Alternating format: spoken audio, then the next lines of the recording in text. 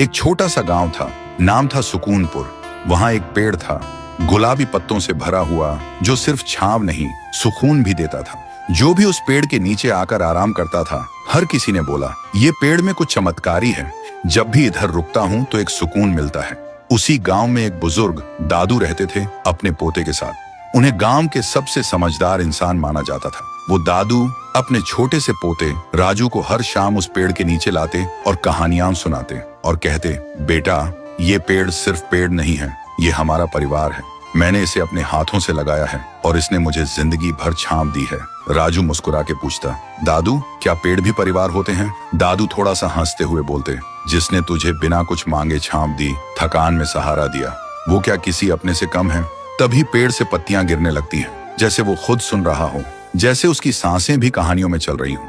वक्त गुजरता गया, दादू बूढ़े हो गए और एक दिन दुनिया छोड़ गए और राजू भी अकेला उदास हो गया था। अब राजू हर दिन उसी पेड़ के नीचे लेट कर रहता था। एक दिन वो आंखों में आंसू लेकर पेड़ को देख के बोलता है, दादू, आइए ना, मुझे कहानी सुननी है। मैं खुद को बहुत ही अकेला महसूस करता हूँ। तभी पेड़ बोलने लगता है, राजू, तू अकेला नहीं है, मैं हूं ना, तेरा परिवार। राजू चौंक जाता है और बोलता है, तुम कैसे बोल सकते हो? तुम तो पेड़ हो। पेड़ ने धीरे से कहा, तेरे दादू ने मुझे इतना प्यार दिया था, हमेशा मुझे परिवार समझा, और आज तुझे यूं टूटा हुआ देख के मेरी रूह कांप गई। मैं कैसे देख सकता हूँ अपने परिवार को ऐसे तन्हा। उसी दिन से राजू फिर से मुस्कुराने लगा था, क्योंकि अब वो अकेला नहीं था। उसके साथ उसका पेड़, उसका परिवार था। वक्त गुजरता गया, राजू बड़ा हुआ और एक दिन शहर चला गया।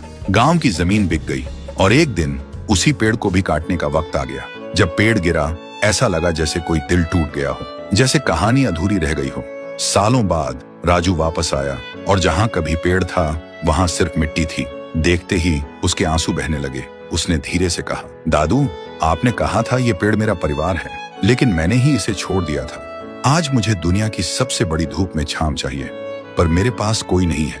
आप नहीं हो, और जिसे परिवार बोला वो पेड़ भी नहीं रहा। राजू फिर से अकेला हो गया, लेकिन तभी जमीन की मिट्टी में से आवाज आई, राजू, मत रो, मैं हूं ना, तेरा पेड़, तेरा परिवार। तुझसे दादू की हर कहानी सुनी, तेरे हंसने की गूंज मेरे तन में अब भी घूमती है। मैं गया नहीं हूँ, मैं तेरे साथ हूँ। जब तक तू मुझे याद रखेगा, मैं तेरे साथ जीता रहूंगा।